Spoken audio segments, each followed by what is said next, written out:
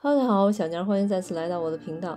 快过春节了，做一款老北京传统小吃艾窝窝。在北京长大的小孩应该知道什么是艾窝窝了。它实际上是一款糯米或者是江米做的甜品。糯米的皮儿里面呢，是果脯、金糕、芝麻和砂糖做的馅料，甜度适中，老少皆宜。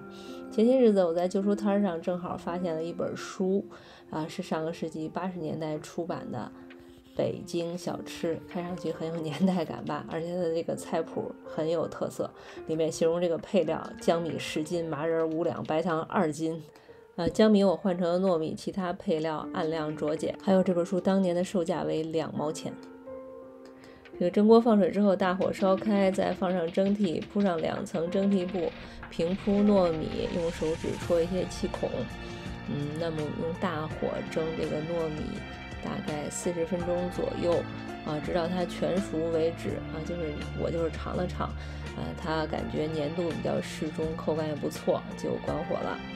芝麻需要炒一炒，我加的是生芝麻，所以要把它炒熟。这里面一定要小火不停翻炒，直到它飘出芝麻的香味儿，稍微有一点变色就好。粘米粉也就是大米粉也要先炒熟，这个炒5分钟左右就可以，而且不能变色，变色就糊了。我们先准备一些果脯，也就是老北京的那种果脯。这个呢，平时不经常买，也很少吃。我小的时候，我妈一提到果脯，第一个字就是脏，这个脏死了，不能吃。那现在的果脯呢，都是独立包装的，我感觉还好了。而且呢，我小时候经常有一种传闻说果脯都是用板锹做的。我想北京的小孩应该知道什么叫板锹吧？我也不知道是不是真假，不过现在都应该还好了。卫生标准还是合格的。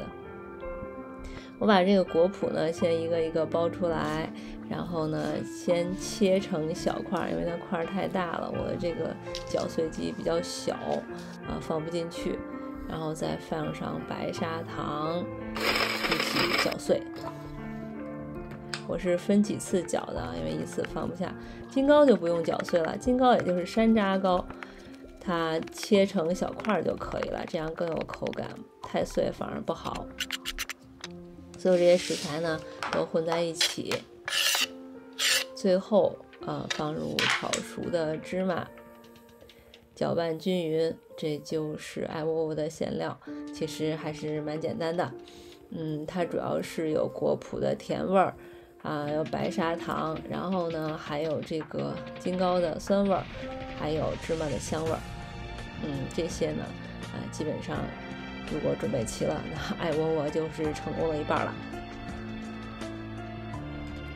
我记得我小时候除了这个果脯的板锹传闻之外，还有这个糖葫芦脏啊，什么这个脏那个脏的，这都是大人们编的都市传说一样的东西。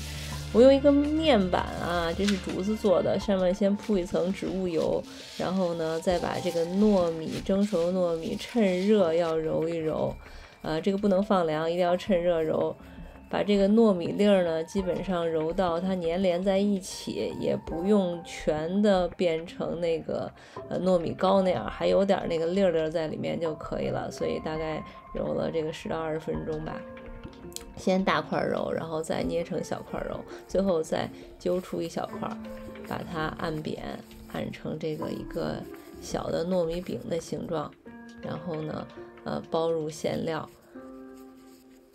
封口。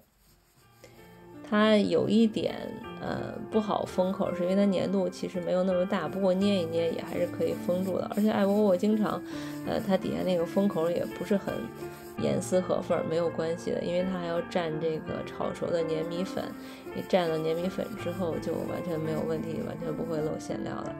最后一步就很治愈啦，点这个小红点，我特别喜欢点小红点。外面的应该是用食用色素点的，我这个特别讲究，这是火龙果粉和水做成的红颜料，点上看起来特别鲜亮，而且完全健康。我这个做的说实在的比外面的好吃。这里呢还要特别提醒大家，艾窝窝呢要现做现吃，当天做当天吃，如果放凉了硬了或者是隔夜了，那就不能吃了，再怎么热怎么蒸，味道也不如当初好。好了，谢谢大家再次来分享我的厨房故事啊！如果你喜欢呢，也请点赞和关注我的频道，这对我来讲呢非常重要。谢谢大家，我们下次再见，拜拜。